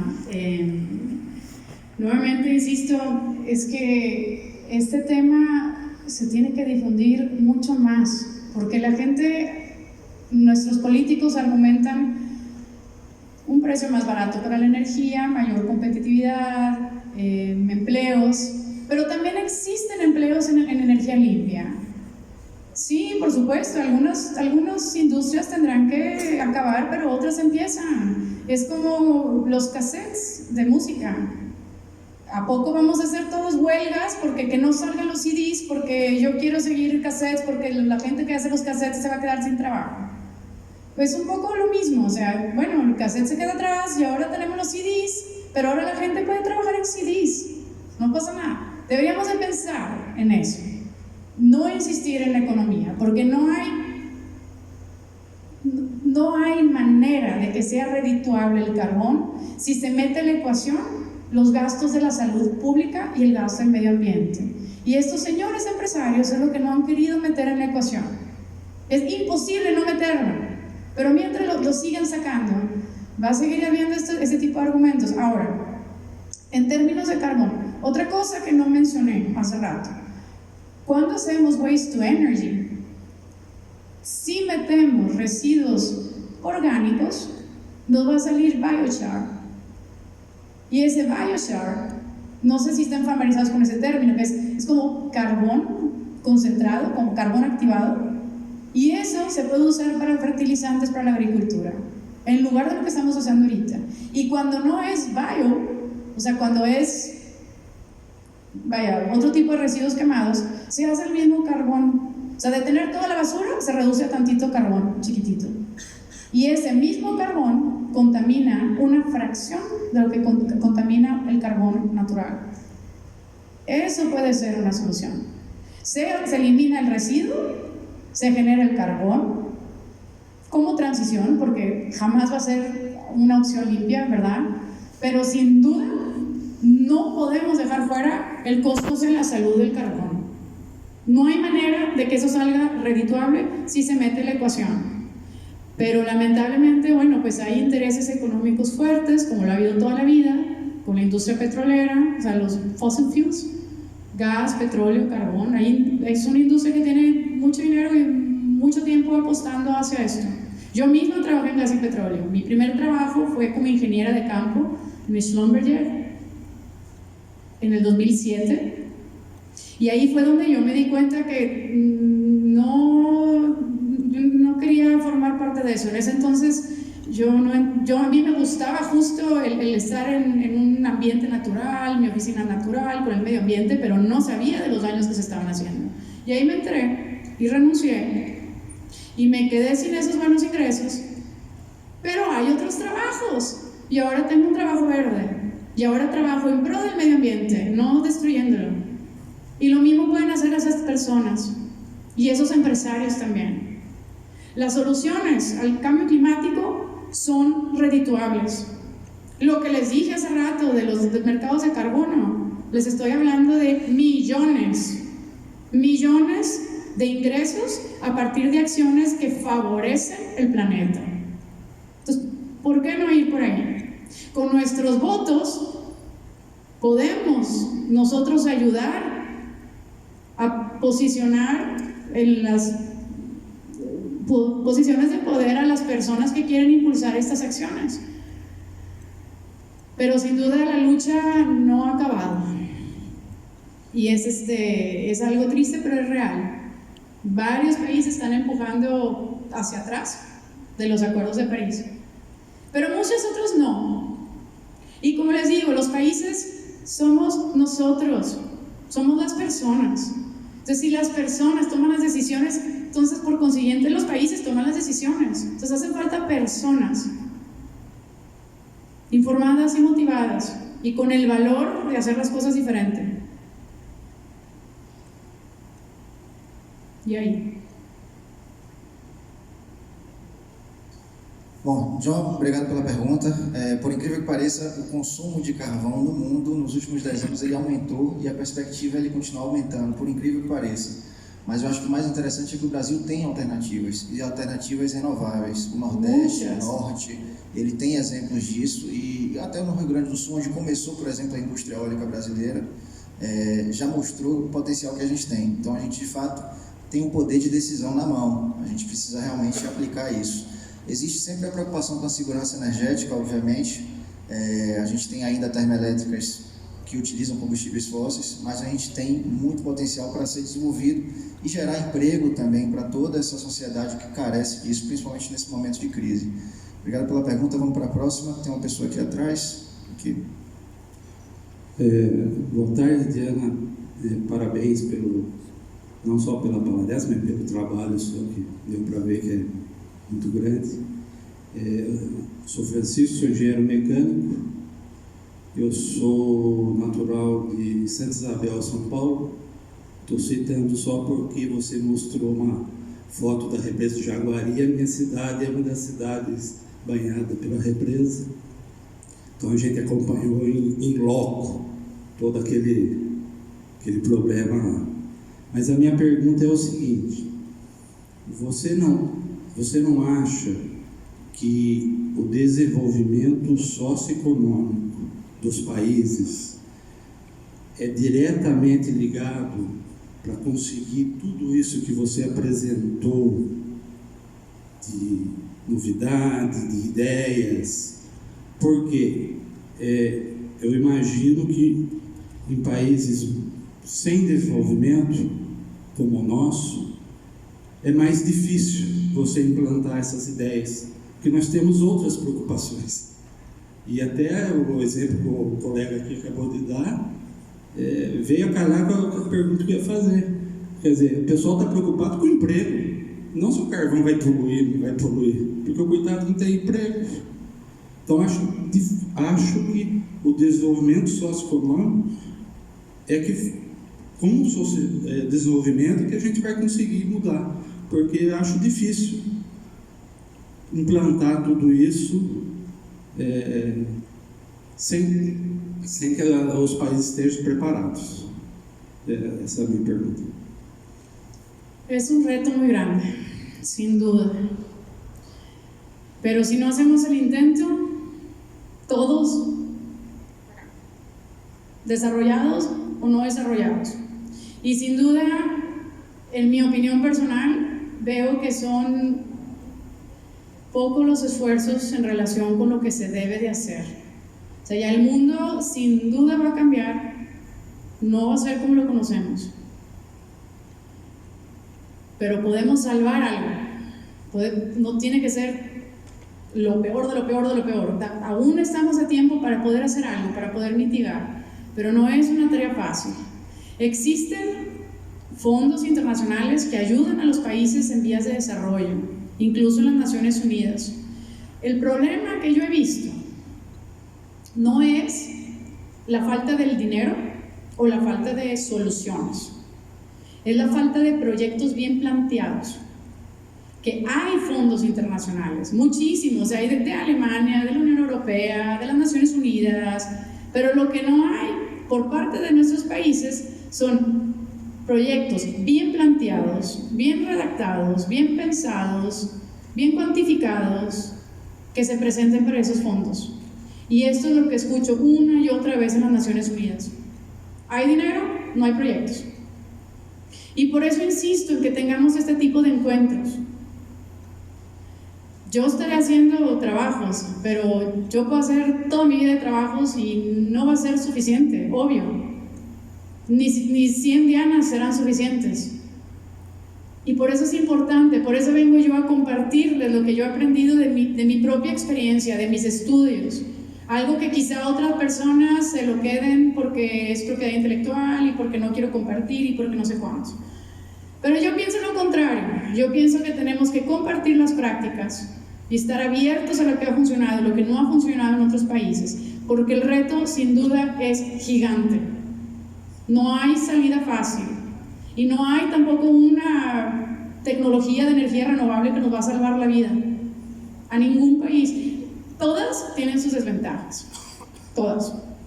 Y por eso es que hay que nivelar y hay que empezar, como les decía en la última frase, sin saber, quizá no tenemos todo planeado, quizá no sabemos todo, no sabemos cómo vaya a resultar, pero sí sabemos cómo va a resultar si no hacemos nada.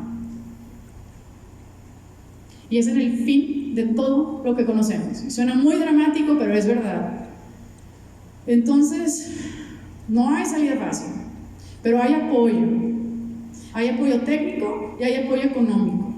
Y lo que hace falta es gente del propio país que quiera tomar el liderazgo para decir, yo voy a hacer este proyecto y aquí está, y ayúdenme, y vamos a hacerlo, y no sé qué va a pasar, pero no importa, y ahí estoy. No hay otra opción. O le entramos, o vemos cómo muere todo lo que queremos frente a nosotros. Y ya está empezando. Ya ahorita el que vaya a cualquier arrecife del mundo lo va a ver en decadencia. Estuve el mes pasado en la Riviera Maya, lloré todos los días, pero sin duda ya mes tras mes ya se ve diferencia marcada. Se están muriendo, no hay vida marina, hay cada vez menos. Lo mismo pasa en el resto del mundo. Si no hay vida marina, bueno, no me voy a explayar tanto, pero es un efecto dominó. O sea, todo está en decadencia ahorita mientras hablamos. Entonces lo único que sabemos es que si no hacemos nada, esto se acabó. Pero tenemos la esperanza de tratar de hacer algo, de tratar de hacer pequeños equipos, de tratar dentro de nuestras propias organizaciones de impulsar pequeñas o grandes iniciativas, tan pequeñas como dejar de usar botes de plástico y todos traemos nuestros termos, o compartir carros, o sea, pequeñas cosas, pero las pequeñas cosas van sumando, y esa es la esperanza que se tiene, que tenemos.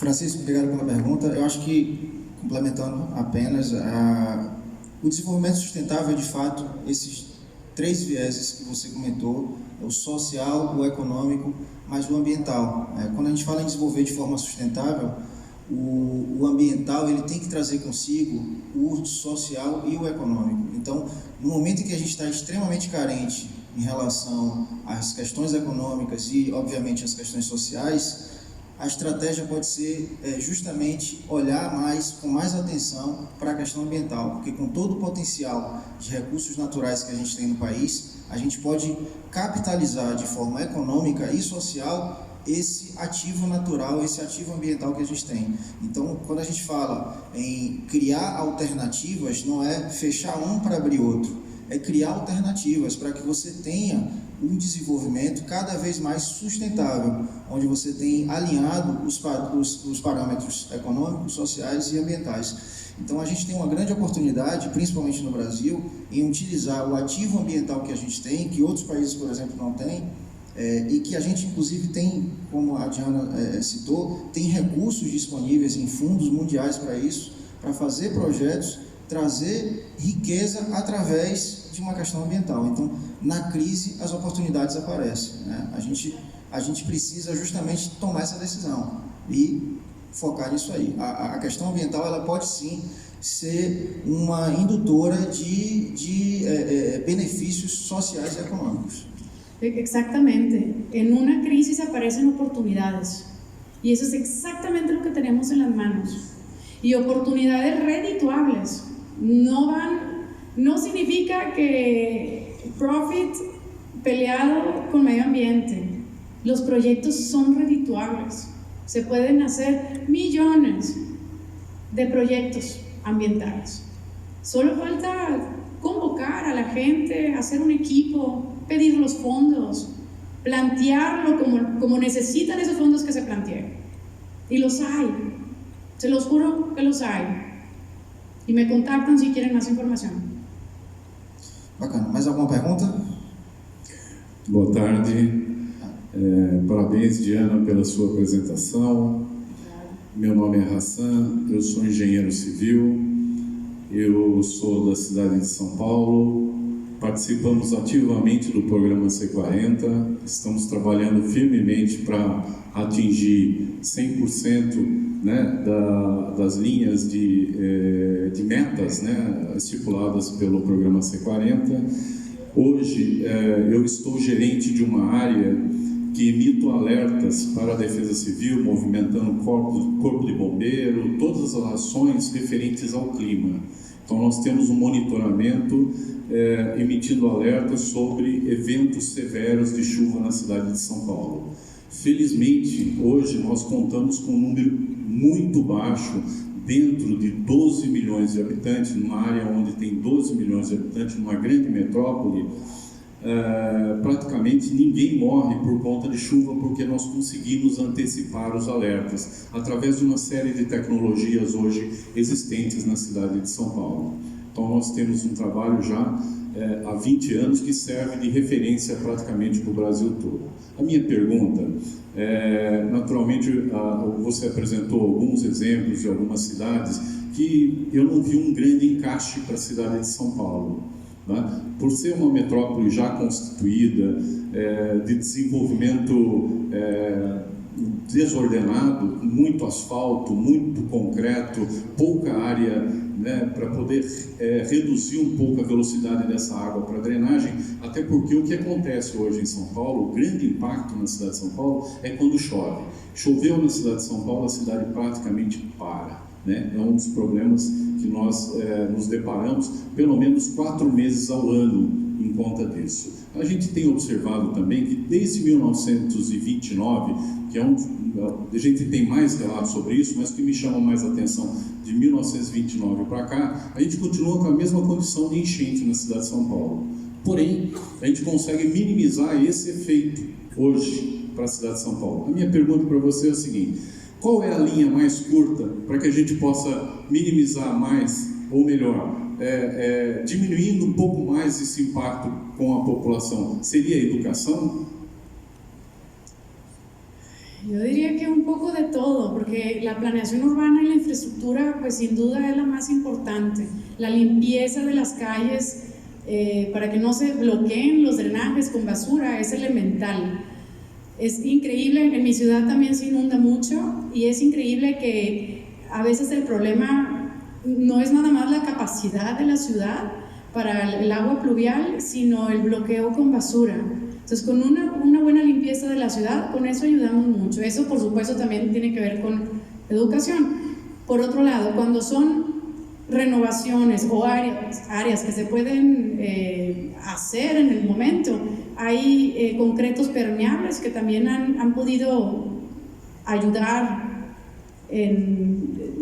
no sé si acá los han aplicado, pero por ejemplo hay canchas de fútbol, canchas de tenis, andadores, ¿cómo se dice en portugués? Banquetas donde camina la gente.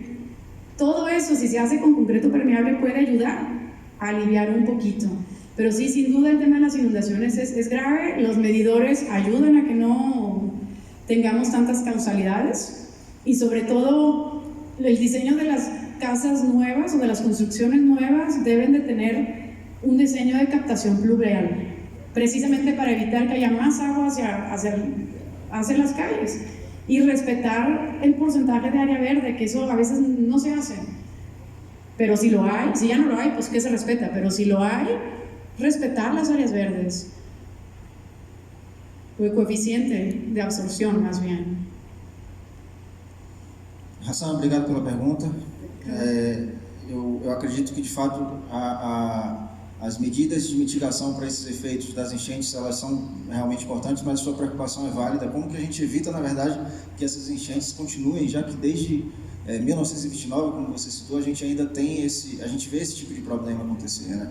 Mas eu acho que até algumas estratégias que a Diana colocou, como medidas simples, como áreas verdes, hortas urbanas. Hoje a gente já fala sobre piso drenante, asfalto drenante, são estratégias de engenharia e de arquitetura voltadas para a cidade para lidar com esse tipo de situação. Obviamente que devem ser adequadamente dimensionadas para cada situação. São Paulo, por exemplo, mostra muito isso, porque existem grandes diferenças entre pequenas localidades. Salvador, eu sou de Salvador, da Bahia, e Salvador está passando pelo mesmo tipo de avaliação nesse momento, inclusive com apoio do C40, e foram definidas duas comunidades na cidade para servirem de projeto piloto, onde eles estão propondo medidas simples de arquitetura e de engenharia para poder evitar os problemas de alagamento que ocorrem de maneira recorrente nessas comunidades. São ações simples voltadas para a questão da drenagem, ordenamento e tudo mais, mas principalmente utilizando estratégias ecológicas. Então, a utilização de áreas verdes, valas verdes em alguns locais, onde tem escadarias, você conciliar isso com algumas valas, alguns locais que permitam a drenagem desse material, desse volume de água. Então, a gente está no momento em repensar a engenharia, principalmente no caso das cidades, onde a gente, durante muito tempo, se preocupou muito em cobrir, e agora a gente está fazendo um processo inverso justamente para poder permitir essa infiltração. Mas eu acho que é muito pertinente esse tipo de tema aqui também. Un comentario nada más. Bombas, el uso de bombas también lo he visto mucho en los desarrollos. No es mi favorito, pero lamentablemente es lo que se usa en los pisos de abajo. Bombas, bombas, bombas, bombas, a sacar todo. Mais alguma pergunta? Aqui. Tem? Aqui. Ok. Boa tarde. Meu nome é Alain, eu sou engenheiro florestal, tenho mestrado e doutorado em ciências florestais na área de ecologia e conservação de ecossistemas florestais. Sou professor na Universidade Federal Rural do Semiárido, lá no Rio Grande do Norte, né? Quando falo sobre aquecimento global, de fato, nós pegarmos os dados do IPCC de 1882 até os 2012, a temperatura da Terra aumentou perto de 1 grau Celsius, né? Mas a minha dúvida é, será que hoje nós temos elementos suficientes para ratificar ou provar o que é que os meios de comunicação estão falando sobre o protagonismo do homem nesse aquecimento global? Porque se nós pegarmos alguns outros vários artigos científicos, onde faz algumas correlações entre as explosões solares, tempestades solares e esse fluxo que há de gases entre os mares e a atmosfera, segundo algumas pesquisas, isso é muito superior do que é mostrado nos meios de comunicações. E uma coisa interessante que você falou, que as cidades, em termos de ocupação territorial e tal, isso refere a praticamente a 2%, né, da superfície da Terra. Desses 2%, ele é responsável por 80% da emissão desses gases. Mas aí eu vou e volto a me perguntar, realmente, será que o homem é o protagonista nesse aquecimento global, nesse aumento dessa temperatura, ou seria algo mais regional, dentro das grandes cidades? Porque, sinceramente, eu ainda não me convenci que o homem é esse protagonista nesse aquecimento, né? Eu vejo mais como uma questão de educação ambiental. O problema nós temos um problema de degradação, onde muitas empresas, muitos seres humanos terminam adotando essa prática da sustentabilidade. Isso é fato. Mas será que nós temos essa força todinha para poder influenciar no clima global? Eu me pergunto. E ainda não me convenci, sinceramente, mas eu gosto de participar desses meios de discussões para a gente aumentar um pouco e abrir um pouco mais a nossa mente. Obrigado. Desculpa, só repete seu nome, por favor? Alan. Alan, obrigado. Creo haber entendido la pregunta. No estoy muy seguro. Que si el hombre, bueno, veo en español, que si es el hombre el culpable, el responsable del calentamiento. Bueno, según la ciencia aceptada por el panel intergubernamental de cambio climático, lo es. Yo, Diana, en lo personal, pienso que a los estudios que se difunden en el mundo, efectivamente hay que integrar, como dices tú, la radiación del sol, solar forcing. Pero son cosas que ahorita no están hablando, que son súper ciertas y que además traen preocupaciones que en este momento no están sobre la mesa. Por ejemplo, yo en lo personal reviso todos los días el índice KP del electromagnetismo del sol. Y yo sé, por ejemplo, que si está arriba de 5, pues mejor voy checando las direcciones a donde voy antes, porque ya sé que empieza a fallar el Wi-Fi, empieza a fallar la telefonía, empiezan a tronar los transformadores eléctricos, los aeropuertos tienen retrasos. Vaya, son efectos que se ven, pero no es, la ciencia aceptada no habla de eso. Yo en lo personal sí pienso que es importante modificar nuestros modelos de cambio climático incorporando fuerzas externas que no son antropogénicas, o sea, adicionales a las del hombre. Yo pienso, pero nuevamente los reportes del IPCC, del panel intergubernamental del cambio climático, no lo consideran. Y sí consideran únicamente la acción del hombre como la principal, que sin duda no es sostenible el estilo de vida a nivel humanidad, sin duda. Pero como dices, también hay otros factores que no podemos controlar. Y con mayor importancia, dado que esos otros factores no los podemos controlar, pues mínimo controlemos los que sí podemos, ¿verdad? Pero sí, sin duda, hay elementos que no están en la ecuación, que reitero, pienso que deben de estar. Espero haber contestado a la pregunta. Alan, obrigado pela pergunta. De fato, a gente tem não só os meios de comunicação de maneira recorrente reportando isso, mas a própria comunidade científica, se não me engano, você se apresentou como professor, então a comunidade acadêmica ela traz isso, né? Mais de 98% considera de fato o quanto que o homem é o protagonista dentro desse processo, né? Não só os meios de comunicação, mas a comunidade científica traz esse tipo de elemento. Lógico que existem vários outros elementos que precisam ser considerados, e como a gente está falando de um assunto muito complexo em relação ao aquecimento global, já que existem vários fatores que vão contribuir, eu concordo contigo que colocar o peso somente em uma coisa, independente de qual ela seja, a gente acaba esquecendo essas outras que são tão importantes quanto. Mas só são os homens, só é o homem, como a própria Diana falou aqui no final da apresentação dela, que tem a possibilidade de mudar isso. Então, ele pode até não ser o protagonista do aquecimento global, mas ele pode, no futuro próximo, ser o protagonista para reverter os efeitos que a gente tem sofrido por conta dessas mudanças que a gente, de fato, hoje já considera como crise climática, né? Então, a gente já não discute mais o porquê o aquecimento está acontecendo, é mais os efeitos que ele está trazendo. Então, podemos sim ser protagonistas, tanto como os que trouxeram isso à tona, como os que podem mudar as consequências que ele vai trazer, né?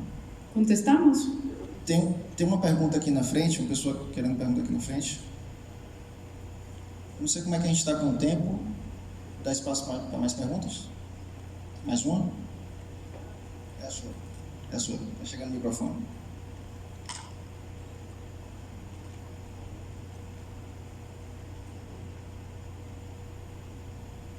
Inicialmente, meu nome é Alexandre Santos, eu sou engenheiro civil e presido o Grupo de Engenharia de Pernambuco.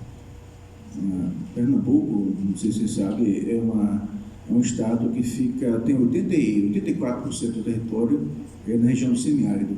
Então, secas, estiagens são nossas velhas conhecidas. Mas minha pergunta diz respeito a isso.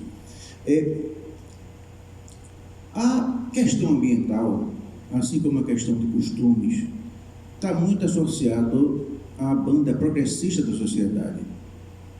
E no nosso Brasil, recentemente nós fomos tomados assim de roldão por um pensamento conservador e começou a jogar certas questões ambientais como sendo ou modismo ou uma questão assim muito ideológica. Para você ter uma ideia, o nosso ministro das Relações Exteriores, o ministro Ernesto Araújo, ele diz que a questão das mudanças climáticas faz parte de uma ideologia para favorecer o marxismo chinês. Existe uma questão assim muito que está permeando tudo isso que nós estamos falando aqui. Então, existem alguns ministros, por exemplo, a ministra da Agricultura, ela acha que para impulsionar a nossa produção agrícola, ela tem que liberar toda sorte de agrotóxico. Então, e as abelhas que podem morrer, não tem problema que a abelha morra, porque, enfim, vai ter mais soja para o boi. Então, teses antigas, como, por exemplo, evitar a construção de grandes barragens para que os lagos sejam evitados, não existe mais isso, né? Então, se pensou em fazer a produção de energia hidrelétrica a partir de fio d'água, então já se fala em fazer os grandes reservatórios. É um custo ambiental enorme. Enfim, existe um conjunto enorme de recursos. A questão das queimadas, a questão dos insultos ainda nacionais, por conta disso, nós estamos na iminência de ver um grande confronto na abertura da Assembleia Geral das Nações Unidas, onde o presidente do Brasil, segundo dizem, vai deixar claro para o mundo que essas questões todas são de natureza ideológica, né? E nós vamos todos, enfim. Aí a minha pergunta é a seguinte: você fez um exercício aí muito interessante, contou de ontem 3, falou gol e nós batemos palma. E pelo que eu pude compreender, se aquelas palmas fossem simultâneas, o efeito seria maior. E a pergunta de Ana é se um país importante como o Brasil, importantíssimo no mundo, ele tem uma banda importante que é a gestão pública, na contramão desse esforço, será que naquelas palmas, se todos batessem juntos, o esforço ia ser melhor? Se isso vai atrapalhar muito o conjunto geral dos esforços? E depois, se essa postura na contramão do conjunto, se isso vai, de alguma forma, arrefecer o entusiasmo dos ambientalistas que estão pelo mundo fora?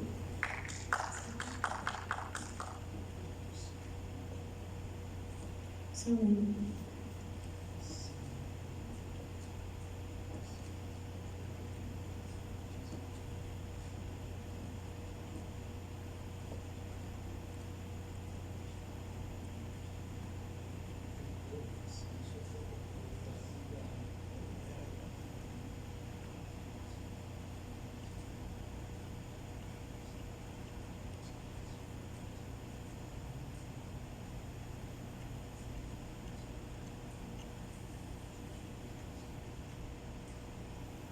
Bueno, sin duda el resto del mundo quisiera ver los mismos esfuerzos por todas partes del mundo.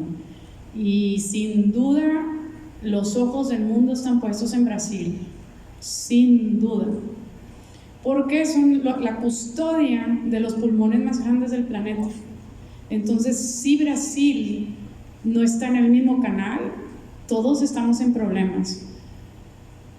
Por supuesto, cada país tiene que lidiar con su economía y con sus maneras, lo mismo que en México, y hay ideas que se contraponen, y por eso es que este tema es tan delicado, porque tenemos que ver cómo sacar a un país adelante, pero también respetar el medio ambiente, pero diferentes ideas del gobierno y de partidos políticos. Por eso es que esto es tan complicado. Yo, desde que entré en estos temas, decidí apoyar a quien esté en la posición de poder hacer algo al respecto y sacar el tema político del cambio climático. Entonces, yo no es que apoye a un partido político o a otro, y no hablo de política nunca, sino simplemente del tema del cambio climático, porque es lo que tenemos todos en común, como shared value. Pero sí, sin duda, los ojos del mundo están en Brasil. Más ahora con el tema de la Amazonía, todos están viendo qué va a hacer Brasil al respecto, y pues por supuesto todos quieren contribuir, mandar dinero, mandar esfuerzos. Si se va a poder o no, pues ya depende de las políticas internas, que yo solo espero que estos mensajes, que no son políticos, son humanos, le lleguen al corazón a las personas que pueden hacer algo al respecto, porque sin ellas no se va a poder. Y es todo lo que puedo decir, que sí, sin duda los países van avanzando en distintas velocidades, algunos hacia atrás, como Estados Unidos, o como las políticas de carbón que salieron en varios países, pero no nos queda otra opción más que seguir hablando de persona a persona, de organización a organización y de empresa a empresa, ir haciendo las acciones poco a poco. Hay empresas, ya muchas empresas por sí mismas, sin que nadie las obligue, están con energías renovables y están con materiales reusados y con materiales reciclados. Y vuelvo a lo mismo, no es porque alguien los obligó, es porque adentro hubo un CEO, hubo un gerente de compras, hubo alguien que dijo, oye, yo quiero hacer algo diferente y eso es lo que yo puedo hacer en mi trabajo. Y así vamos avanzando, pero esto es un tema difícil, tanto en Brasil como en México, es un tema difícil. Pero como conclusión, repito, yo le quito la política al tema de cambio climático. No es un tema político, es un tema humano. Y es todo lo que podemos hacer. Y apoyar a quienes tienen el poder a tomar las mejores decisiones. Quienes tengan las capacidades técnicas, tenemos que estar a servicio de quienes puedan aplicarlas.